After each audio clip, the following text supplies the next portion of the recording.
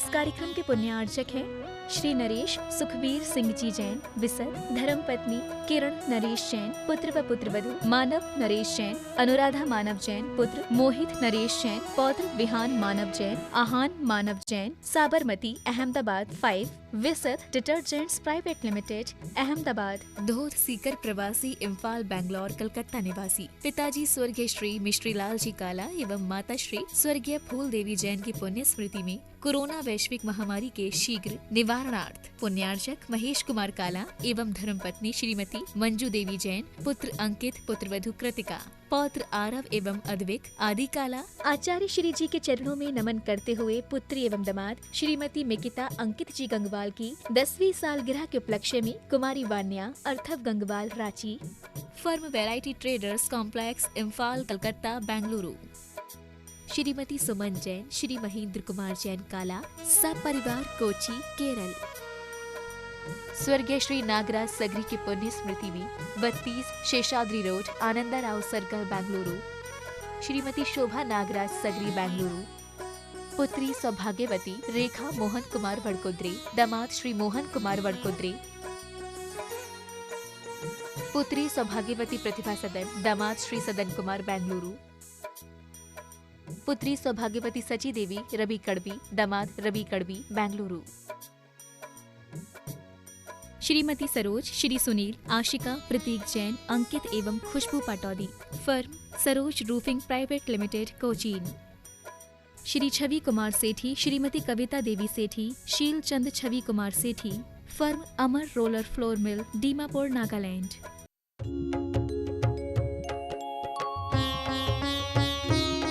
शंका समाधान। बोलिए देवाधिदेव एक हजार आठ श्री पार्श्वनाथ भगवान की जय जय जय। बोलिए श्रवण संस्कृति उन्नायक प्रातः स्मरणीय संत शिरोमणि परम पूज्य एक स्वादाचार्य गुरुवर विद्यासागर जी महामुनिराज की जय जय जय। बोलिए गुणायतन प्रणेता संघ का समाधान प्रवर्तक भावना योग प्रवर्तक प्रखर वक्ता परम पूज्य एक स्वाद मुनिवर श्री प्रमाण सागर जी मुनिराज की जय जय जय। बोलिए परम पूज्य एक स्वाद मुनिवर श्री अरह सागर जी मुनिराज की जय जय जय। प्रिय बंधुओं, जैसा कि आप सबों को विदित ही है कि पूज्य देव का सत्संग मंगल में प्रवास शाश्वत सी क्षेत्र सम्मेद शिखर जी स्थित गुणायतन में चल रहा है और आज के संघ का समाधान कार्यक्रम गुणायतन परिसर में आयोजित है। आज के संघ का समाधान के कार्यक्रम में यहाँ उपस्थित स्थानीय श्रद्धालुओं का तथा उन सभी दर्शकों श्रोताओं श्रद्धालुओं का जो आज यहाँ के आयोजित संघ का समाधान के कार्यक्रम का सीधा प्रसारण घर बैठे पारस चैनल, जनवाणी चैनल एवं प्रमाणिक ऐप के माध्यम से देख सुन आनंद ले रहे हैं, उन सबों का मैं गुणायतन एवं श्री शिवायतन परिवार की ओर से हार्दिक अभिनंदन करता हूँ। मैं आपको लिए चलूँ संघ का समाधान की ओर। इसके पूर्व रोज की तरह हम लोग पूज्य देव के चरण कमलों में त्रिवार नमोस्तु निवेदित करते हुए उनके मंगल में आशीर्वाद से अपने को अभिषिक्त करके साथ करेंगे। तो चलिए हाथ जोड़िए, मस्तक झुकाइए, बोलिए मेरे साथ नमोस्तु गुरुदेव, नमोस्तु गुरुदेव, नमोस्तु गुरुदेव। बोलिए मुनिवर श्री प्रमाण सागर जी महाराज की जय। प्रिय बंधुओं, जैसा कि आप सभी जान ही रहे हैं कि शाश्वत सी क्षेत्र सम्मेद शिखर जी में जिन धर्म की अचिंत्यकारी प्रभावना करने वाला आयतन गुणायतन, जो विश्व के रंगमंच पर, विश्व के पटल पर एक अद्भुत कृति के रूप में जाना जाएगा, जो अनमोल कृति के रूप में जाना जाएगा, वो साकार लेने जा रहा है। पूरा विश्व बड़ी उत्कंठा के साथ गुणायतन के साकार रूप को देखने के लिए उत्कंठित। मैं आपको बताना चाहता हूँ कि गुणायतन के में निर्माण कार्य बहुत तेजी से चल रहा है और गुणायतन की कमेटी संकल्पबद्ध है कि समय सीमा के अंतर्गत हम इसे साकार रूप देकर के जनमानस के समक्ष प्रस्तुत करें। आवश्यकता है ऐसे समय में आपके सक्रिय उदारतापूर्ण सहयोग की। आप गुणायतन के जो हमारी योजनाएं हैं उनसे जुड़िए। योजनाओं की जानकारी आप गुणायतन कार्यालय से संपर्क करके प्राप्त कर सकते हैं। साथ ही प्रतिदिन होने वाले अभिषेक शांति धारा कार्यक्रम के माध्यम से आप अपने जीवन की सुख समृद्धि शांति के लिए, विश्व शांति के लिए, अपने जीवन के मांगलिक अवसरों के लिए, स्वास्थ्य लाभ आदि के लिए भी पुण्यार्जगत का सौभाग्य प्राप्त करके आप अपना हमारा सहयोग हमें कर सकते हैं। तो आपसे अनुरोध है कि आप शीघ्र ही अपना सहयोग हमारे तक बढ़ाइए। और मैं आपको बताना चाहता हूँ बंधु, आप दान तो देते ही हैं, लेकिन शाश्वत सी क्षेत्र में जो दान दिया जाता है उसका अचिंत्य महिमा और प्रभाव होता है। तो आपसे मेरी विनम्र प्रार्थना है। और चलिए अब मैं आपको लिए चलता हूँ शंका समाधान की ओर। गुरुदेव, मैं शंका समाधान का प्रारंभ और ऑनलाइन जिज्ञासाओं से कर रहे हैं। गुरुदेव, जबलपुर से कल्पना जैन कह रही हैं, मेरा प्रश्न ये है कि हमारा धर्म तो भाव प्रधान है, तो क्या प्रतिमा लिए बगैर समाधि हो सकती है या नहीं? देखिए, समाधि के लिए प्रतिमा लेना कोई ज़रूरी नहीं। व्रती अव्रती सभी की समाधि हो सकती, लेकिन अंतर की जागरूकता चाहिए। हमारी भाव की समाधि होती है तभी होगी। अंतर में हम जब तक जागरूक नहीं होंगे तब तक हमारी समाधि संपन्न नहीं हो सकती। उसके लिए निरंतर भावना भाव और जितना बन सके अपने आप को व्रत नियम संयम में कसे। लेकिन यदि आप पहले से प्रतिमा ले लेते हैं तो आपको आगे साधना में अनुकूलता बनेगी। पूज्य गुरुदेव, पुणे महाराष्ट्र से गुनाइटन ट्रस्टी रूपाली जैन कह रही हैं, गुरुदेव आपने कहा था 108 नंबर डायल करने के लिए श्रद्धा चाहिए और शुद्ध भाव चाहिए, तो हम जाप करते समय कैसे समझें कि हमारे भाव शुद्ध हैं और श्रद्धा से कर रहे हैं? देखिए, बात सीधी सी है। 108 आपने डायल किया, आपका काम हो गया, तो समझ लीजिए हमारी फ्रीक्वेंसी सही है, हमारी नेटवर्क ठीक है, हमारा सिस्टम ठीक है। और डायल किया और उसके बाद भी काम नहीं हो रहा है तो इसका मतलब कहीं ना कहीं कुछ गड़बड़ी। तो बस मैं आप सबसे यही कहता हूँ कि अपनी श्रद्धा को मापना है, उसकी कसौटी है। तो जब भी हम कोई धार्मिक अनुष्ठान करें, मंत्र जाप आदि करें, उस घड़ी में यदि हमारे भाव विशुद्धि प्रकट हो रही है और एक अहोभाव जम रहा है तो समझना हमारे अंदर श्रद्धा है। और यदि इसका अभाव है तो ये मानकर चलना कि ये रूटीन की क्रिया है। पूज्य गुरुदेव, शहडोल मध्य प्रदेश से कुमारी निशी जैन कह रही हैं, गुरुदेव आप प्राय कहते हैं कि जो होता अच्छा ही होता है, पर जब हो रहा होता है तो हमें अच्छा नहीं लगता। गुरुवार, हम इस पंक्ति को कैसे अपने जीवन में आत्मसात करें कि जो भी हो हम उसे अच्छा समझकर स्वीकार कर सकें? दूसरों को तो हम समझा देते हैं, पर खुद को कैसे समझाएं? गुरुवार, मेरी शंका का समझाएं। देखिए, बात बिल्कुल सही। जो होता है अच्छा होता है, ये बात सुनने में अच्छी लगती है, लेकिन जब कुछ उल्टा होता है हमें अच्छा नहीं लगता। दूसरों को तो समझा लेते, खुद को कैसे समझाएं? बात ये तभी हो सकेगी जब आपके अंदर वैसी श्रद्धा जम जाए। इन बातों को अपने हृदय में स्थान दे दो, अपने अतीत की अनेक घटनाओं को दोहराओ और उसकी समीक्षा करो।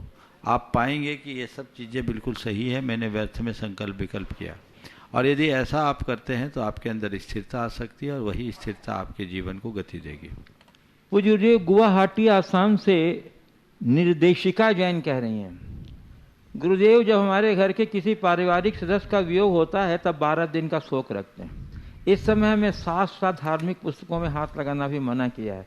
यदि हम स्वाध्याय करना चाहें तो कैसे करें, या उन 12 दिनों में ऐसा क्या करें कि शोक भी दूर हो, बाहरी दुनिया की पंचायती से भी दूर रहें, ताकि कुछ तत्व और धर्म विशेष पर स्वाध्याय करें? कृपया मार्गदर्शन करें। देखिए, 12 दिनों की जो शोक की बात है, सूतक है, उसमें आगम का स्पर्श नहीं कर सकते, लेकिन शास्त्रों का श्रवण कर सकते हैं, दूसरों के माध्यम से कर सकते हैं। कोई दूसरा शास्त्र खोल करके बाँच सकता है। मैंने बागल प्रांत में देखा, जिनके यहाँ कोई शोक होता है उनके यहाँ समाज के लोग जाकर रोज़ शास्त्र बाँचते हैं ताकि उनका शोक शांत हो।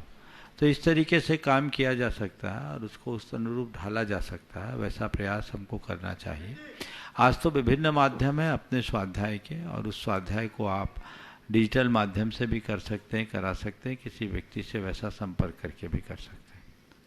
पूज्य गुरुदेव, पार्ले पॉइंट सूरत गुजरात से श्री अशोक कुमार गांधी कह रहे हैं, गुरुदेव मेरी शंका आपके आज के प्रवचन से है। उप विषय पर आपका प्रवचन हुआ था। अभी अखबारों में न्यूज आया है कि दुनिया के टॉप अमीरों में से एक माइक्रोसॉफ्ट कंपनी के मालिक बिल गेट्स के बारे में आया है कि वो दंपत्ति ने 27 साल के वैवाहिक जीवन के बाद दोनों ने मिलकर कोर्ट में डाइवोर्स के लिए अर्जी दी है। महाराज जी, बिल गेट्स के पास सब कुछ होने के बाद भी पहला कह रहे हैं, क्या वो अपनी पत्नी को क्यों खुश नहीं रख पाए? क्या वो अपार संपत्ति से ऊब गए होंगे? ज़्यादातर पत्नियां तो बिल गेट्स जैसे पति पाना चाहती हैं और यहाँ उनकी पत्नी डाइवोर्स चाहती है। ऐसी घटना का क्या कारण हो सकता है और उससे बचने का उपाय सभी दंपति को देखिए, ये बहुत कुछ सोचने और समझने को मजबूर करने वाली घटना है। मुझे नहीं मालूम, अगर आपने कहा है तो सही होगा और ये घटनाएं प्रकाश में आई होगी। अगर ऐसा है तो कोई आश्चर्य भी नहीं। जो लोग केवल भौतिक समृद्धि को ही सर्वस्व मानते हैं, उनके जीवन में ऐसा सब कुछ हो सकता है। लेकिन जिनके अंदर भौतिक समृद्धि के साथ साथ आध्यात्मिकता होती है, उनकी सोच अलग होती है और वे प्रेम आत्मीयता के साथ अपने जीवन को बढ़ाते हैं। एक बात हमें समझ लेना चाहिए कि हमारा जीवन केवल बाह्य समृद्धि से नहीं, हमारा जीवन आंतरिक संतुष्टि से चलता है। मुझे लगता है इन दोनों के मध्य कहीं न कहीं आपसी असंतुष्टि और असहमति होगी। यदि उसे हम थोड़ा, ये लोग आपस में कुछ सकारात्मकता से सोचते तो शायद ये स्थिति नहीं आती। कहीं न कहीं इनका ईगो भी इनके बीच आड़े आ रहा होगा, तो वह इस तरह के व्यवधान उत्पन्न करते हैं। इसलिए आज हमें चाहिए कि हम अपने मूल संस्कृति के अनुरूप जीवन जीना शुरू करें, रिश्तों की जड़ को ठीक करने की कोशिश करें, जिससे परस्परता, प्रेम, बंधुत्व और आत्मीयता जैसे गुण हमारे अंदर स्थायी रूप से रह सके और हम कभी ऐसी स्थिति का सामना करने का अवसर न पाए। गुरुदेव शिलचर आसाम से श्री नवीन जैन कह रहे हैं, गुरुदेव जिंदगी क्या है? उस पानी की तरह जो बहती है पहाड़ों से, नालों से, नदियों से, समंदर और महासागर तक, या जिंदगी उस बारिश की तरह है जो बरसती है फिर रुकती है, नहीं तो लगातार बरसती ही जाती है? देखिए, जिंदगी क्या है? पहाड़ों से चलने वाली नदियों की तरह या बारिश की तरह? मेरा मानना तो यह है कि जीवन को नदी की तरह देखना चाहिए, बारिश की तरह नहीं। नदी में जीवंतता है, प्राण है। बारिश अल्पकालिक है, लेकिन नदी दीर्घकालिक। और नदी पर्वत के शिखर से निकलकर सागर तक की यात्रा में जब चलती है तो उसे अनेक उतार चढ़ाव का सामना करना पड़ता है। कई कई बार उसे सूखना भी पड़ता है, उसकी धार पतली भी होती है, बड़े बड़े पहाड़ों को भेद करके चलना पड़ता है, दुर्गम घाटियों को भी पार करना पड़ता है। लेकिन जो नदी अपने लक्ष्य की ओर समर्पित होती है, वो सतत दौड़ते ही रहती है, चलते ही रहती है और इसी वजह से वह अपने गंतव्य को प्राप्त करती है। तो हमारी दृष्टि ऐसी हो तभी हम कुछ अच्छा कर पाएंगे। पूज्य जी, सतना मध्य प्रदेश से श्री अतुल दुबे कह रहे हैं, महाराज जी मेरा प्रश्न कल के प्रवचन से है। कल के प्रवचन में बंदर का उदाहरण बताया था कि उनसे आंख नहीं मिलाना चाहिए। तो गुरुजी, क्या यह एक प्रेरणा हम लोगों के लिए नहीं है? क्योंकि शास्त्रों में बंदर को हमारे पूर्वज माना गया है। बड़े बुजुर्गों पूर्वजों से आंखें नहीं मिलाना आदि अदब हैं। क्या आज ये संस्कार दुर्लभ नहीं हो गए हैं? बिल्कुल ठीक है, अगर इस संदर्भ में लिया जाए तो ये बहुत अच्छी बात है और आपने बिल्कुल अलग एंगल में इस बात को पकड़ा है। ये यथार्थ है। बंदर से आंख नहीं मिलाना, ये तो मैंने एक अलग संदर्भ में कहा था कि हमें ऐसे लोगों की साथ आंख मिलाना का मतलब है अपने लिए आपत्ति मोल लेना। लेकिन इसका एक दूसरा अर्थ आपने जो आज अभिव्यंजित किया है वो बहुत सार्थक है कि अगर हम उन्हें पूर्वज मानते हैं तो हमें अपने बड़े जनों से आंख नहीं मिलाना चाहिए, उनका लिहाज जरूर करना चाहिए। पूज्य गुरुदेव, जबलपुर से सरिता अनिल जैन कह रही हैं, गुरुदेव कहा जाता है श्रेष्ठता जन्म से नहीं आती, गुणों के कारण निर्माण होती है। तो दूध, दही, घी सब तो एक ही कुल के होते हुए सबका मूल्य अलग अलग होता है। गुरुदेव, इसका क्या कारण है? बिल्कुल ठीक है। सरलता, श्रेष्ठता जन्म से नहीं आती, गुणों के कारण अलग अलग निर्माण होती है। और ये दूध का उदाहरण ही इसे प्रकट करता है। एक ही दूध से दही भी बनता है, एक ही दूध से छाछ भी बनता है, एक ही दूध से नवनीत और एक ही दूध से आपका घृत भी बनता है। और वही दूध फट जाए तो बर्बाद भी हो जाता है। तो ये हमारे अंदर योग्यताएं अनंत होती है और उन योग्यताओं की अभिव्यक्ति हर जीव की अपनी अपनी पात्रता के अनुरूप होती है। हम जिस तरीके का जीवन अपनाते हैं, जैसी जीवन शैली अपनाते हैं, जैसा आचरण करते हैं, हमारा वैसा जीवन बनता है। तो हमें चाहिए कि हम अपने जीवन का गुणात्मक विकास करे, और जो व्यक्ति अपने गुणात्मक विकास में लग जाता है वो साधारण होकर के भी असाधारण स्थिति को प्राप्त कर लेता है। वो गुरुदेव सागर भाग्योदय से शिल्पी अमरदीप जैन कह रही हैं, गुरुजी मेरा प्रश्न है कि शिक्षा और संस्कार ये दो मूल मंत्र हैं जीवन के। महाराज जी हमें कैसी शिक्षा प्राप्त करनी चाहिए कि जो हमें झुकने नहीं दे, और हम कैसे संस्कार प्राप्त करने चाहिए जो हमें कभी गिरने न दे? देखिए, कैसे शिक्षा प्राप्त करे जो हमें झुकने न दे, और कैसे संस्कार प्राप्त करे जो हमें रुकने न दे। मैं आपके वाक्य को गिरने न दे, मैं आपके वाक्य को संशोधित करता हूँ और पहले वाक्य से असहमति प्रकट करते हुए कहूँगा कि आप कैसे शिक्षा प्राप्त करें जो हमें रुकने न दे, और कैसे संस्कार प्राप्त करें जो हमें गिरने न दे। जहाँ तक झुकने का सवाल है तो हमारे यहाँ कहते हैं विद्या ददाति विनयम, विद्या विनम्रता का पाठ पढ़ाती है।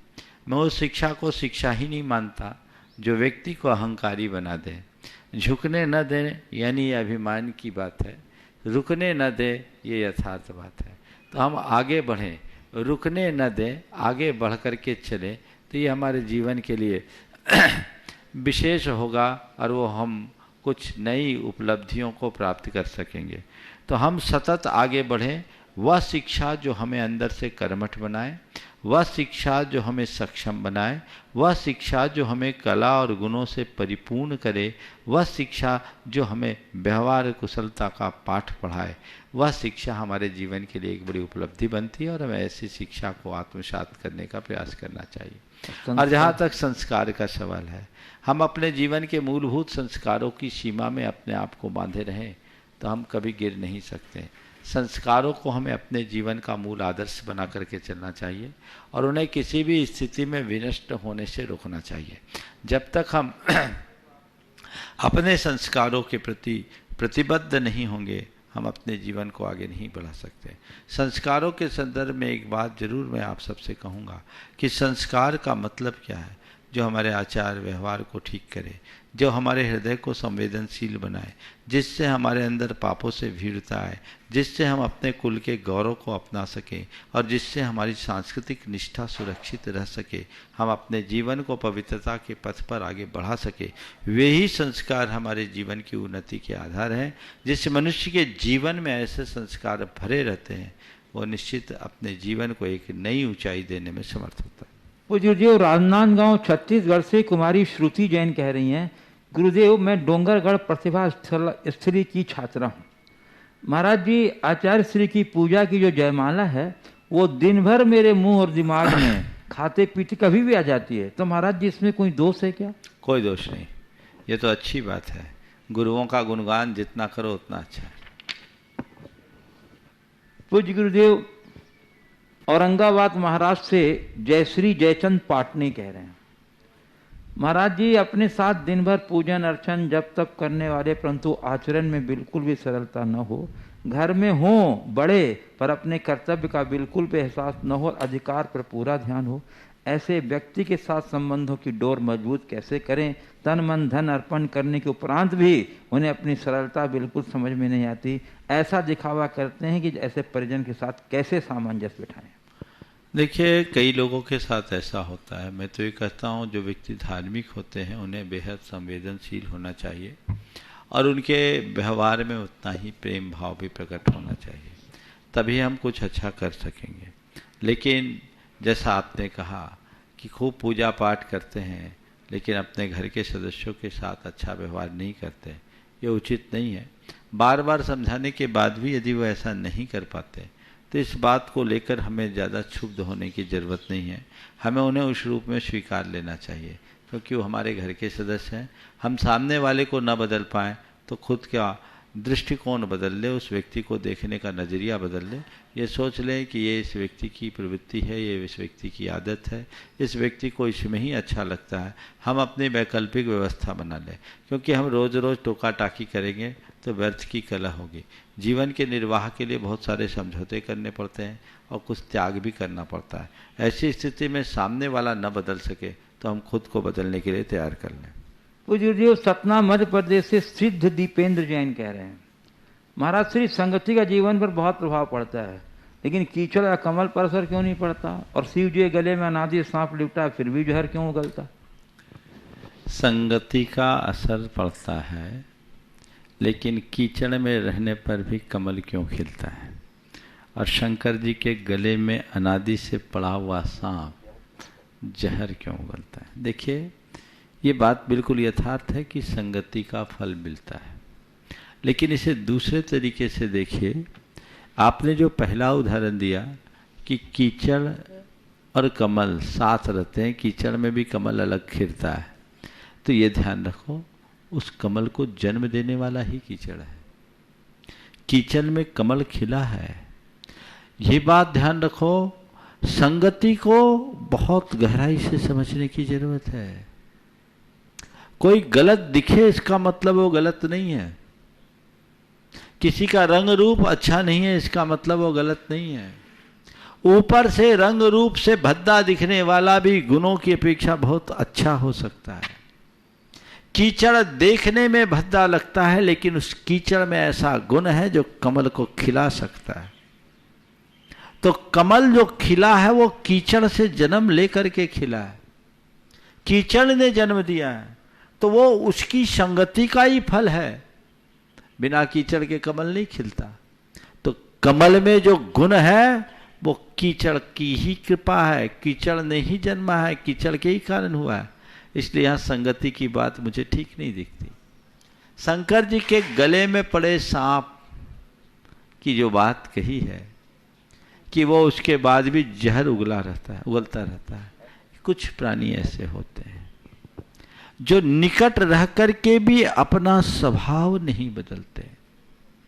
कितनी भी अच्छी संगति क्यों ना हो, अगर तुम हृदय से बदलने को राजी ना हो तो तुम्हारे जीवन में कभी बदलाव नहीं होगा। शंकर जी के गले के सांप की बात इसका ज्वलंत उदाहरण है कि पूरे जीवन सांप गले में रहने के बाद भी वो जहर उबलता है। यानी वो व्यक्ति अपनी तासीर नहीं बदलता। लेकिन जो महापुरुष होते हैं वो अपना स्वभाव नहीं छोड़ते। कहा गया है कि चंदन के वन में नीम का पेड़ भी सुगंधित हो जाता है, लेकिन वो दुष्ट सांप चंदन से लिपट कर उसमें जहर ही उगलता है।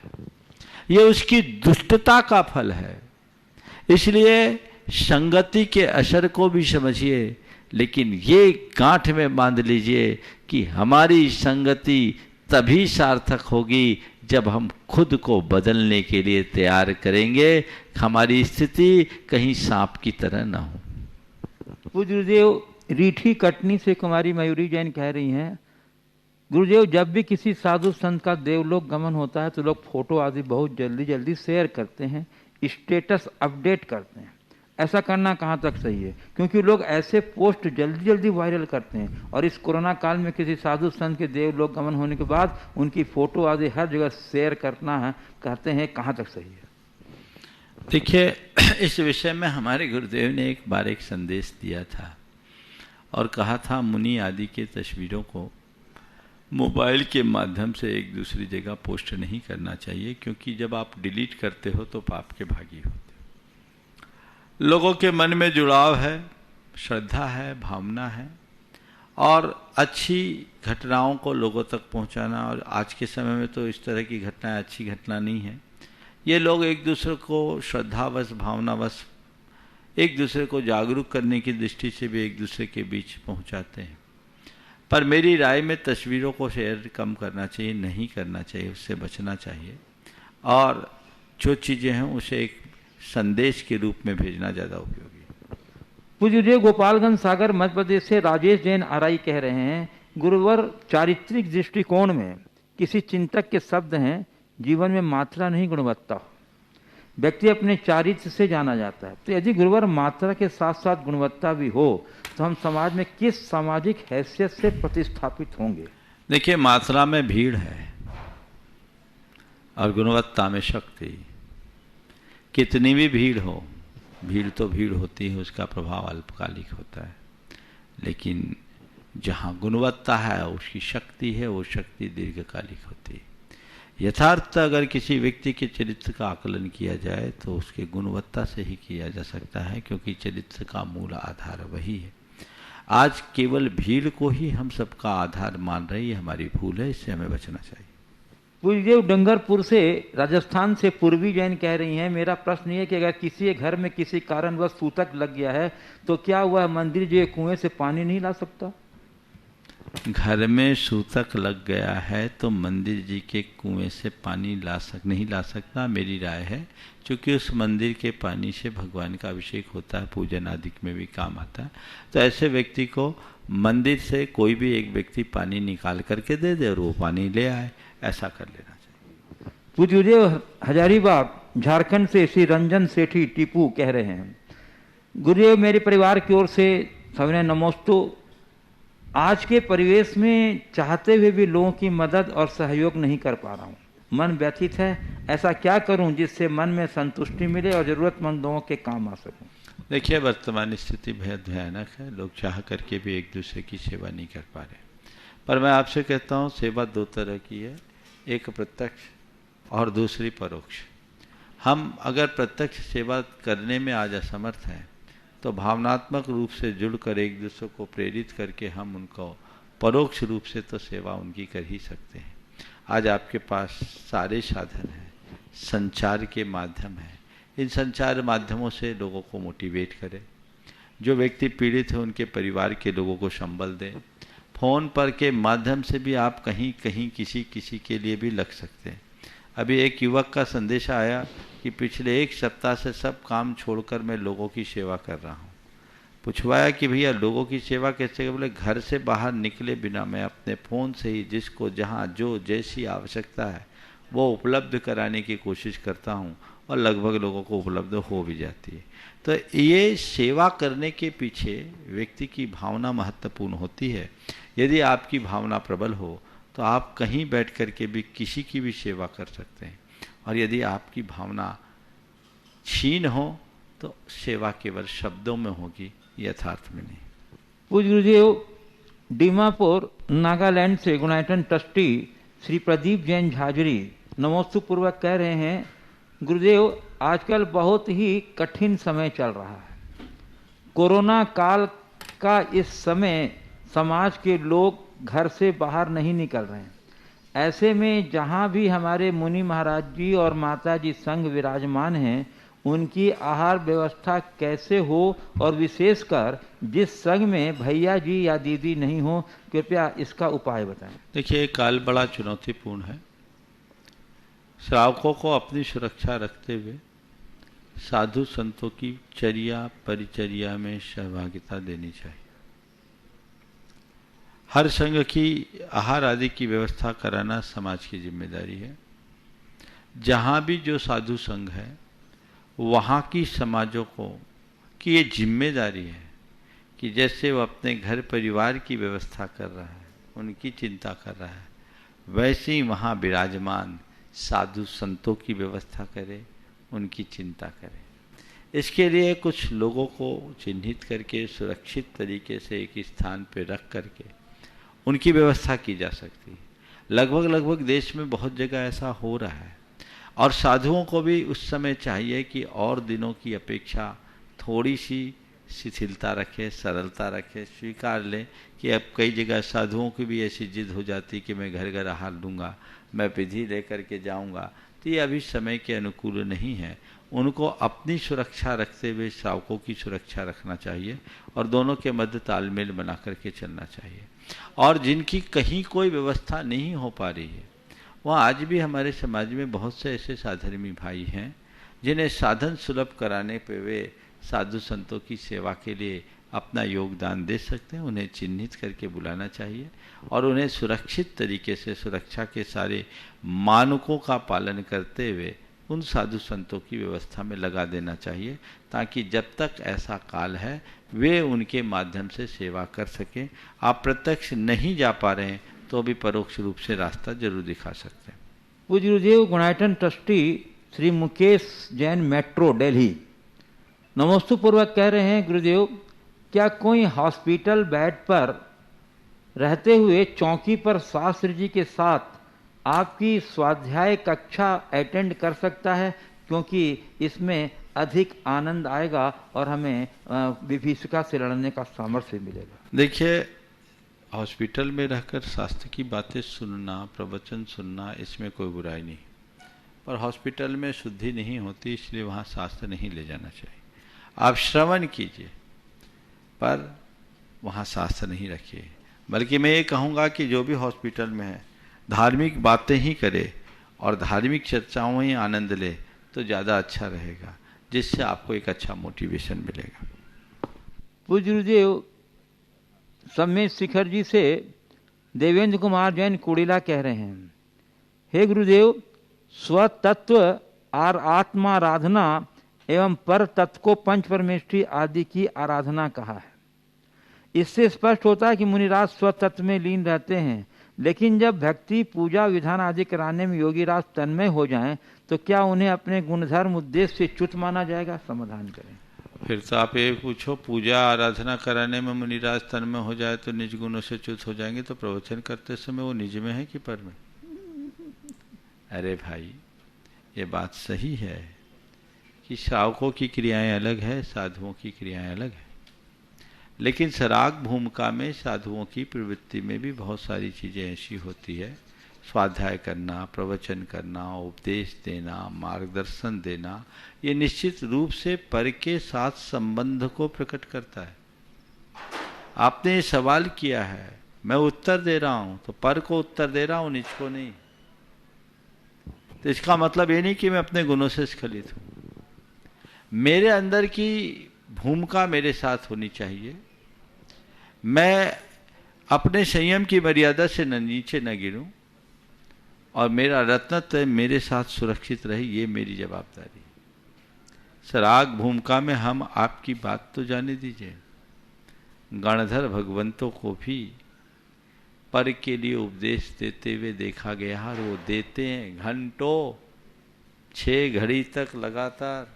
जब भगवान की दिव्य ध्वनि खिरती है, गणधर ही बोलते हैं ना, वो निज तत्व को उपदेश दिया या पर तत्व को?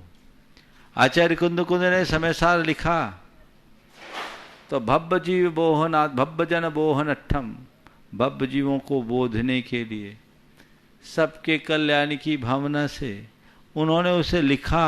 तो जब वो ग्रंथ लिख रहे थे तो अपने लिए लिखे कि औरों के लिए?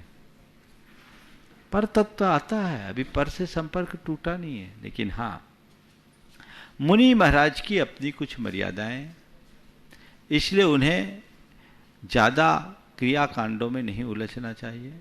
उनका ज्ञान ध्यान मूल लक्ष्य होना चाहिए। पूजा पाठ की जो सावध्य जनित क्रियाएं हैं वो श्रावकों के अधीन है। हाँ, कुछ विशेष अनुष्ठानों में मंत्रोच्चार आदि की क्रियाएं यदि साधु संतों के मुख से होती है तो वो लोगों के लिए विशेष लाभकारी होती है और वह उनके धर्म ध्यान में विशेष सहायक भी होता है।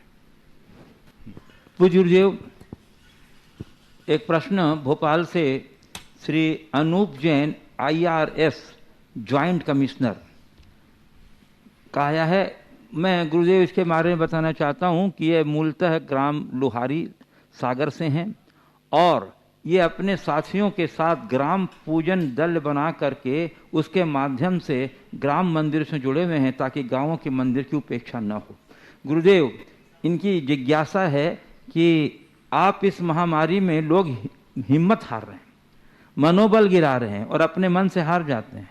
मन की हार से बीमारी पर विजय नहीं हो पा रही है। कृपया मनोबल बढ़ाने के लिए मार्गदर्शन करें। दूसरी बात यह है कि ये दूसरी लहर पहली लहर से कई गुना घातक और संक्रमण की है, पर लोगों की मदद के लिए हाथ कम उठ रहे हैं। आज लोगों को मदद की सहायता की ज़्यादा ज़रूरत है। गुरुदेव, कृपया अपने संदेश से मार्गदर्शन करें। देखिए, महामारी बहुत भयानक है और आए दिन हम लोग रोज़ सुन रहे हैं लोगों की संख्या, संक्रमितों की संख्या भी बढ़ रही है और मृतकों की भी संख्या बढ़ रही है। अस्पताल भरे पड़े हैं, लोगों को जगह नहीं मिल रही। निश्चित ये बहुत त्रासदीपूर्ण काल है, लेकिन ऐसे समय में एक संदेश मैं सभी लोगों से देना चाहता हूँ। सबसे पहले उन लोगों को जो आज इस महामारी के शिकार हुए हैं, जो आज अपनी चिकित्सा ले रहे हैं, जो अस्पतालों में हैं, मैं उन सब से कहना चाहता हूँ कि मन को मजबूत बनाओ, घबराइए मत। बीमारी आई है, जाएगी। ये बीमारी आई है इसका मतलब ये नहीं कि ये बीमारी आई तो मौत ही आ गई। मन को अच्छा रखिए।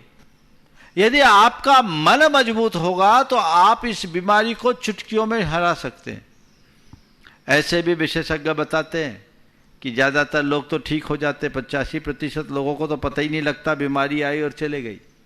कुछ लोगों को जो थोड़ा हल्का फुल्का लक्षण होता है उनको कुछ चिकित्सा की जरूरत होती है, और कुछ लोगों को विशेष चिकित्सा की होती है, और कुछ लोग होते हैं जो थोड़े मॉडरेट हो जाते हैं। लेकिन घबराने की बात बिल्कुल नहीं होनी चाहिए। मन को मजबूत बनाओ। सबसे पहले तो मैं उन लोगों से कहना चाहता हूं जो कहीं से संक्रमित या बीमार हैं, ये सोचे कि मैं ठीक हो जाऊंगा, ये बीमारी अल्पकालिक है, जैसे अन्य बीमारियों का इलाज होता है इसका भी इलाज होगा, मैं चिकित्सा लूंगा और ठीक हो जाऊंगा, मैं ठीक हो सकता हूं। और दूसरी बात, अपने भीतर आध्यात्मिक दृष्टि रखे कि ये बीमारी तन को है, मन को नहीं।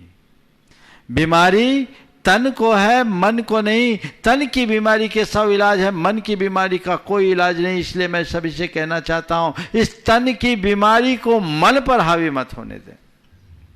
एक सज्जन जो एक अस्पताल चलाते हैं, उन्होंने बताया कि महाराज जी, हमारे यहां बहुत सारे पेशेंट्स आते हैं और हमने ये देखा कि जिन पेशेंट्स का मनोबल ऊंचा होता है वो बहुत क्रिटिकल पोजीशन में आने के बाद भी संभल जाते हैं, लेकिन जो मरीज अपना मनोबल तोड़ देते हैं उनको संभालना मुश्किल होता है और उनकी प्रायः मौत भी हो जाती है। बताया कि 40 सैचुरेशन में मेरे पास आने वाले लोग जिनके लंग्स 80% तक खराब हो गए, वे लोग भी मनोबल के बल पर आज उस बीमारी को मात देकर घर जाकर स्वस्थ होकर घर पहुंच गए। तो मेरा सबसे ये कहना है कि सबसे पहले तो अपने मन को मजबूत बनाओ कि नहीं, ये बीमारी आई है पर ये ऐसी नहीं है कि मुझे लेकर के जाएगी, अभी मुझे जीना है। अपने अंदर की जिजीविषा को प्रमुख बनाइए। दूसरी बात, अपने अंदर आध्यात्मिक दृष्टि रखिए कि ये शरीर में बीमारी है, शरीर का जन्म होता है, शरीर का मरण होता है। अगर बीमारी आई है तो शरीर में आई है, और इस बीमारी के प्रभाव से अगर विनाश भी होगा तो शरीर का विनाश होगा। मेरा न जन्म हुआ है, न मेरी कभी मृत्यु होगी, न मुझे कभी रोग होगा, न मेरा कभी अंत होगा। इसलिए मैं किस बात से डरूं? न मैं मृत्यु हो कुतो भीति। जब मैं मृत्यु रूप हूं ही नहीं तो डर किसका? मन को मजबूत बनाइए, इससे बिल्कुल मत घबराइए। बीमारी आई है, जाएगी। और एक बात गांठ में बांध के रखिए कि जब तक मेरी आयु है मुझे कोई हिला नहीं सकता, और आयु पूरी हो जाने के बाद कोई जिला नहीं सकता। तुम्हारी आयु पूरी होगी तब तुम्हें कोई नहीं रोक सकता। और एक बात ध्यान रखना, जाने का नंबर हो तो स्वस्थ आदमी भी चला जाता है, और अगर किसी की आयु है तो महीनों वेंटिलेटर पर रहने वाले लोग भी वापस से अपना जीवन प्राप्त कर लेते हैं। इसलिए निर्विकल्प रहिए।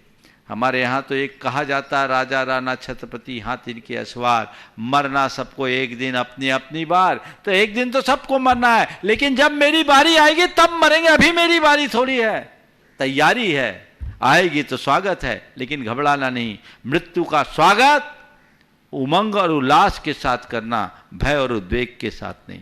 इससे घबराना बिल्कुल नहीं चाहिए। आप अपने मन के इस भय को हटा दीजिए। लोग अस्पतालों में रहते हैं, आजू बाजू में एक दूसरे लोगों को देखते हैं, लोग अगर चले जाते हैं तो मन में घबराहट होता है, कहीं मेरा नंबर ना आ जाए, मेरा नंबर ना आ जाए। तो अमर हो क्या है, हो क्या? नंबर तो एक दिन सबका आना है। हमारे पुरखे गए, हमको भी जाना। जगह खाली करेंगे तब तो दूसरे आएंगे। बोलो, अगर हमारे पुरखे नहीं गए होते तो हमें जगह मिलती। लेकिन जब नंबर आएगा तब वो सब सेट है, घबराओ नहीं। हमारे हाथ में नहीं, तुम्हारे हाथ में नहीं है। मन का हम निकाल दीजिए। मन में एक अलग उल्लास और ऊर्जा को जगाइए, तो ये चीजें आपको संभालेगी। इसके साथ जो और आवश्यक चीजें उसे अपनाइए। चिकित्सा के साथ साथ मन को मजबूती देने के लिए आप योग आदि की क्रियाएं कीजिए, भावना योग कीजिए, वो आपके जीवन को एक अच्छी दिशा देगी। मन जिसका मजबूत होता है उसे कुछ भी नहीं बिगाड़ सकता। मैं मानता हूं कि अमर कोई नहीं है, लेकिन हमें बेमौत नहीं मरना। लोगों को थोड़ा सा कोविड पॉजिटिव आता है तो लोगों के मन में खौफ आ जाता, अब तो गए।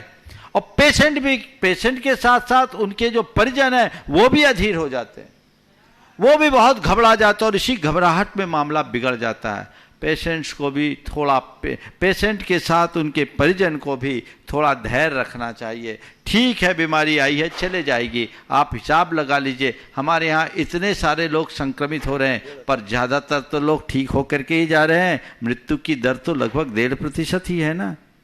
ठीक है, ये दूसरा वेरिएंट थोड़ा भयानक है, इसलिए सावधानी पूरी रखिए, सतर्कता रखिए, एक दूसरे के साथ संपर्क मत बनाइए, घर के भीतर रहिए, सेफ जोन में रहिए, ये आपकी जिम्मेदारी है। लेकिन अगर कोई संक्रमित हो गया या मैं संक्रमित हो ना जाऊं, इस बात का भय मन से हटा दीजिए। भय का भूत जब तक आप नहीं भगाएंगे आप ठीक नहीं हो पाएंगे। इसलिए मन को मजबूत बनाने की कोशिश कीजिए। मैं आप सबसे कहता हूं, उन लोगों से जिनके मन में इस महामारी का खौफ है, इस धरती पर यह महामारी पहली बार नहीं आई। पिछले अनेक शताब्दियों का इतिहास हमारे सामने है। हर 100 वर्ष में एक एक महामारी आई, करोड़ों लोग उसमें मरे। लेकिन महामारी आई, करोड़ों लोग मरे, पर मानवता आज भी जिंदा है। हमें घबराने की बात नहीं है। यह महामारी है, लेकिन जब तक मानवता जिंदा है हमें कोई कठिनाई नहीं होगी। हम फिर उठ करके खड़े हो जाएंगे और जो थोड़ा बहुत आज प्रकृति के प्रकोप को झेलना पड़ रहा है वह सब सुधर जाएगा। हमें संभलने की जरूरत है, एक दूसरे का साथ देने की जरूरत है। ऐसे समय में लोगों को मानवतावादी दृष्टिकोण रखना है और अपनी मानवीय भावनाओं का परिचय देना है। कोई पीड़ित है तो उसके लिए ढाल बन करके खड़े होने की जरूरत है।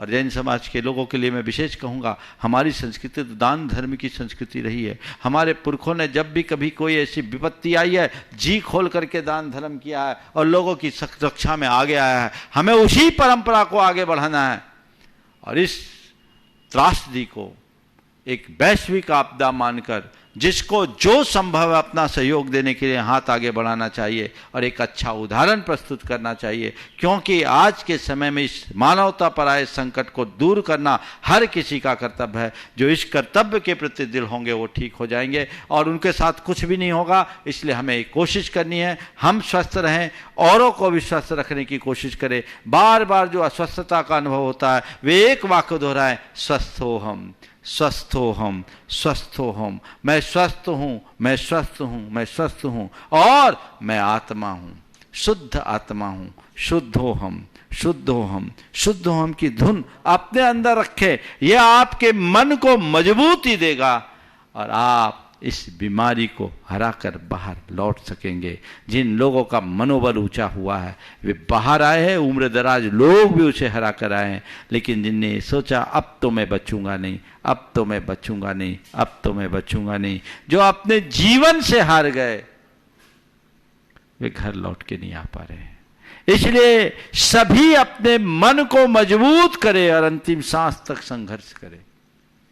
मेरी जितनी सांसें हैं मुझे जीवंतता से जीनी है और अपने जीवन को धन्य करना है। यही मेरा सभी के लिए मार्गदर्शन है और आशीर्वाद भी।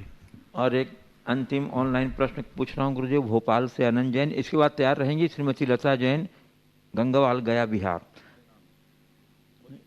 गुरुदेव अनंत जैन भोपाल मध्य प्रदेश से कह रहे हैं, आपने प्रवचन में कहा कि अपने लक्ष्य के प्रति समर्पण होना चाहिए। गुरुदेव, वर्तमान पीढ़ी की सबसे बड़ी समस्या तो यही है कि उन्हें अपना लक्ष्य तो पता है परंतु उसके प्रति समर्पण नहीं है। मेरा प्रश्न है कि अपने लक्ष्य के प्रति समर्पण कैसे जागृत करें? देखिए, लक्ष्य के प्रति समर्पण को जगाने के लिए व्यक्ति को सबसे पहले अपने लक्ष्य को अपने सामने रख करके चलना चाहिए कि ये मेरा लक्ष्य है, ये मेरा लक्ष्य है, ये मेरा लक्ष्य है, मुझे यही करना है, मुझे यही करना है, मुझे यही करना है। एक धुन बनाओ जो लक्ष्य तुम्हारा है।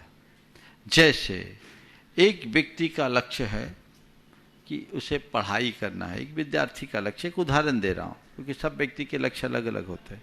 तो मुझे पढ़ना है, मुझे पढ़ना है, मुझे पढ़ना है, मुझे पढ़ना है, मुझे पढ़ना है, मुझे पढ़ना है, ये धुन अपने मन में बिठा दो। चलते फिरते, उठते बैठते, खाते पीते, सोते जागते, सपने में भी ये बात रहे कि मुझे पढ़ना है। ये धुन अगर तुम्हारे मन में आ गई ना, तो कुछ भी काम करोगे तो मुझे पढ़ना है। क्या करना है? मुझे पढ़ना है। वो लक्ष्य सामने होना चाहिए, वो वही तुम्हें स्थिरता देगा। और जो व्यक्ति अपने लक्ष्य को ओझल कर देंगे, उसका समर्पण कैसे होगा? तो लक्ष्य की धुन जगाओ और उसे पूर्ण करने का संकल्प लो, तब आप कुछ अच्छा कर सकेंगे जो आपके जीवन को ऊंचाई देगा। श्रीमती लता गंगवाल गया बिहार गुणासन मंत्री, और उसके बाद तैयार रहेंगे श्री सुभाष जी जैन, सीईओ गुणायतन शिखर जी। हेलो, नमोस्तु गुरुजी। गुरुजी, जड़ और जीव के बीच रहने के बावजूद कुछ आत्माएं मुक्ति पद को पाने में सफल होती है और कुछ आत्माएं संसार में भटकती रहती है, इसका क्या कारण है? पहला वाक्य क्या बोला? जड़ और जीव, जीव के बीच रहने के जड़ और जीव के बीच में हाँ। कुछ आत्माएं मुक्ति पा लेती है और कुछ आत्माएं संसार में ही भटकते रहती है। ऐसा क्यों? देखो, मैं एक ही बात बोलता हूँ। धरती पर जब बीज बोया जाता है ना, तो सब बीज अंकुरित नहीं होते। कुछ बीज अंकुरित हो जाते हैं और कुछ रह जाते हैं। मैं आपको आपकी भाषा का उदाहरण देता हूँ। आप दाल बनाती हैं, मूंग सिझाते हैं, सारे मूंग सींच जाते हैं, पर कुछ मूंग ऐसे होते हैं जो सींचते नहीं। क्या बोलते हैं उसको? बोलो तो माइक पे, क्या बोलते हैं उस मूंग को? बोलो। खड़ा मूंग, ठर्रा मूंग, ठोल्डू मूंग, ठालडा बोलते, ठर्रा बोलते, बुंदेलखंड में ठर्रा बोलते, मारवाड़ में ठोल्डू बोलते हैं। तो ठोल्डू मूंग, ऐसा मूंग जिसको कितना ही सुझाव सींचेगा नहीं। तो मैं इतनी बात मानता हूं, समझता हूं, जो मूंग सींचने योग्य होते हैं वे सींच जाते हैं, और जो ठोल्डू मूंग होते हैं वो यहीं रह जाते हैं। तो संसार में बहुत सारे ठोल्डू मूंग है, वो अटके हैं। जो सींचने योग्य है, जिनने अपने करने योग्य कार्य कर लिया, जीवन को समझ के आगे बढ़ा लिया, वे सफल हो जाते। नमोस्तु गुरु। श्री सुभाष जी जैन, सीईओ गुणायतन शिखर जी, और उसके बाद तैयार रहेंगे श्री राजकुमार जैन, हजारीबाग।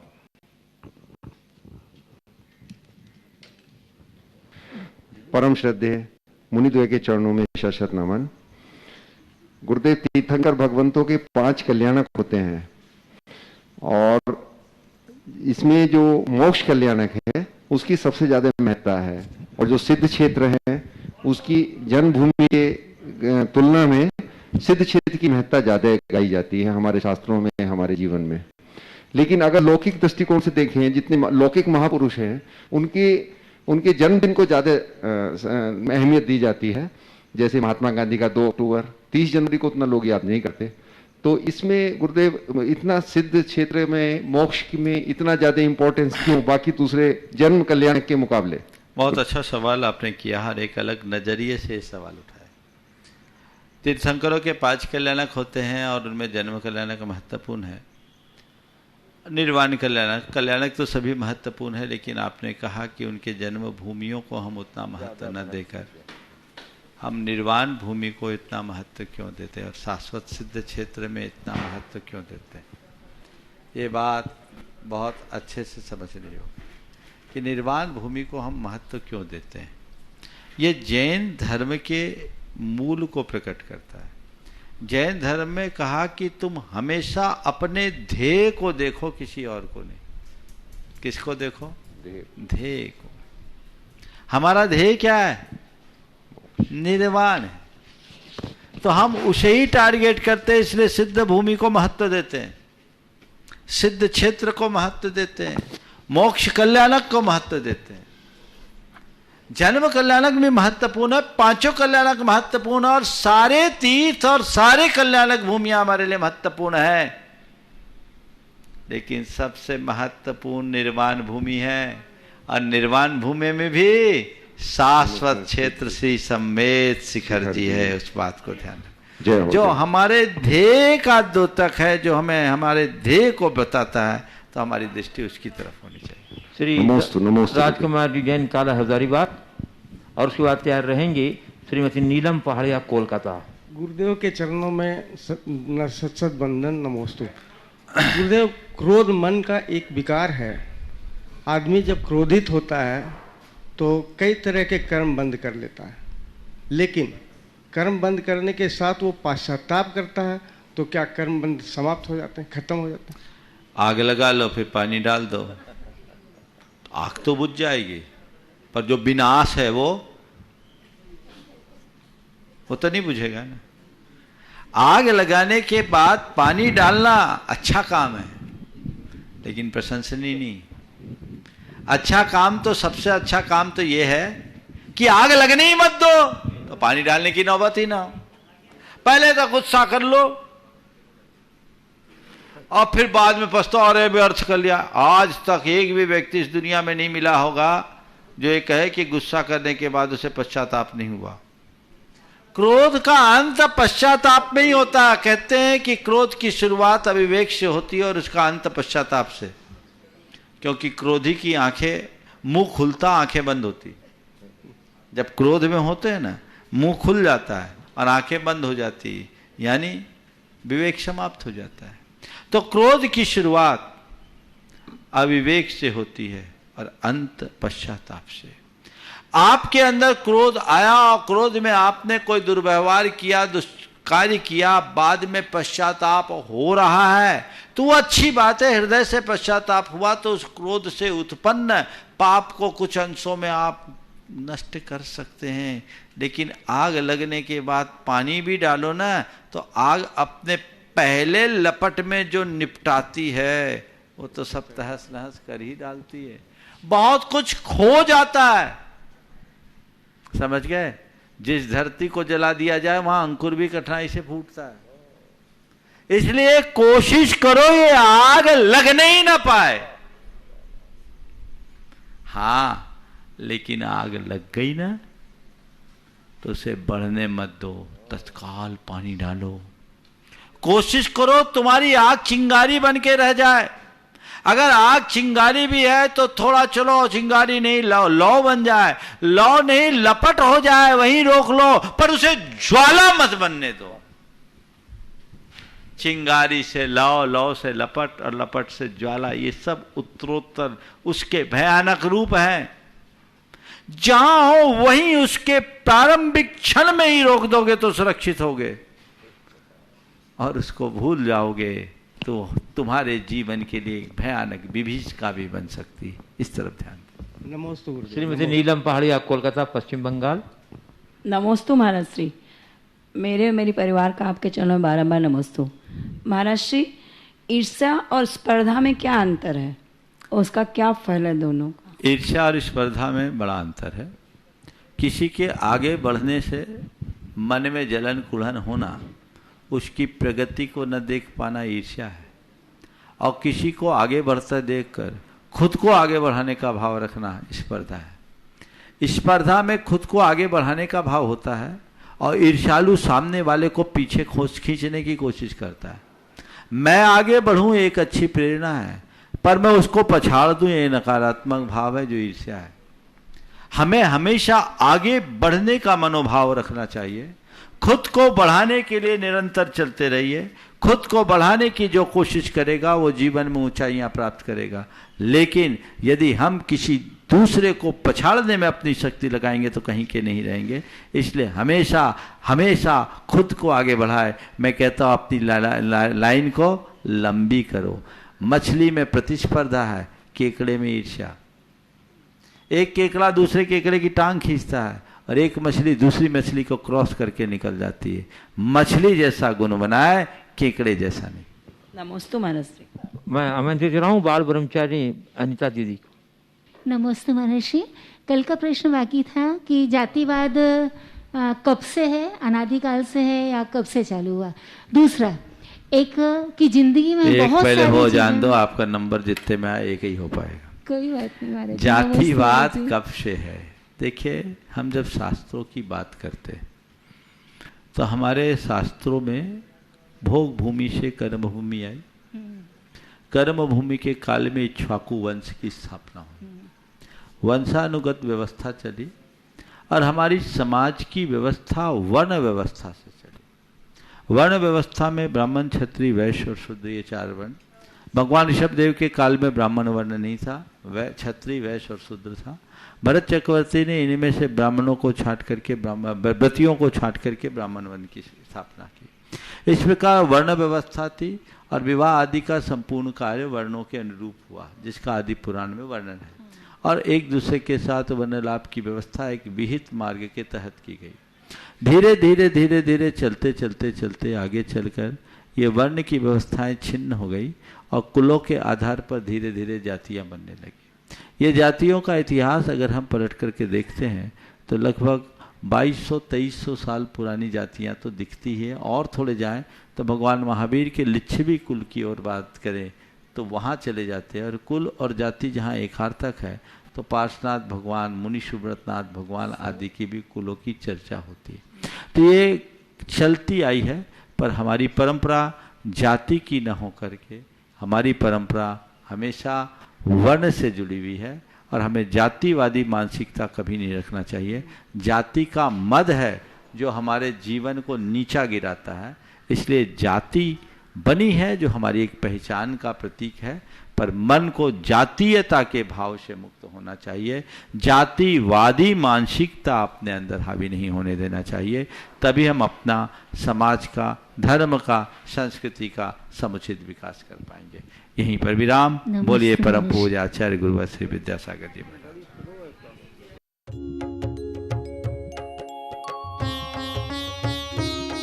शंका समाधान। इस कार्यक्रम के पुण्यार्चक थे श्री नरेश सुखबीर सिंह जी जैन, विसर, धर्मपत्नी किरण नरेश जैन, पुत्र व पुत्रवधू मानव नरेश जैन, अनुराधा मानव जैन, पुत्र मोहित नरेश जैन, पौत्र Vihaan Manav Jain, Aahan Manav Jain, Sabarmati Ahmedabad 5, Visat detergents private limited Ahmedabad, Dhodh Sikar प्रवासी इम्फाल बैंगलोर कलकत्ता निवासी, पिताजी स्वर्गीय श्री मिश्री लाल जी काला एवं माता श्री स्वर्गीय फूल देवी जैन की पुण्य स्मृति में कोरोना वैश्विक महामारी के शीघ्र निवारणार्थ पुण्यार्चक महेश कुमार काला एवं धर्मपत्नी श्रीमती मंजू देवी जैन, पुत्र अंकित, पुत्रवधू कृतिका, पौत्र आरव एवं अद्विक आदि काला, आचार्य श्री जी के चरणों में नमन करते हुए पुत्री एवं दामाद श्रीमती मिकिता अंकित जी गंगवाल की 10वीं सालगिरह के उपलक्ष्य में कुमारी वान्या अर्थव Gangwal Ranchi, firm variety traders complex Imphal Calcutta Bengaluru, Shrimati Suman Jain, Shri Mahendra Kumar Jain Kala, सब परिवार कोची केरल, स्वर्गीय श्री नागराज सगरी की पुण्य स्मृति में 32 शेषाद्री रोड आनंदा राव सर्कल बेंगलुरु, श्रीमती शोभा नागराज सगरी बेंगलुरु, पुत्री सौभाग्यवती रेखा मोहन कुमार वड़कोद्रे, दामाद श्री मोहन कुमार वड़कोद्रे, पुत्री सौभाग्यवती प्रतिभा सदन, दामाद श्री सदन कुमार बेंगलुरु, पुत्री सौभाग्यवती सची देवी रवि कड़बी, दामाद रवि कड़बी बेंगलुरु, श्रीमती सरोज, श्री सुनील, आशिका, प्रतीक जैन, अंकित एवं Khushboo Pataudi, firm Saroj roofing private limited Cochin, Shri Chhavi Kumar Sethi, Shrimati Kavita Devi Sethi, Sheel Chand Chhavi Kumar Sethi, firm Amar roller flour mill, Dimapur Nagaland.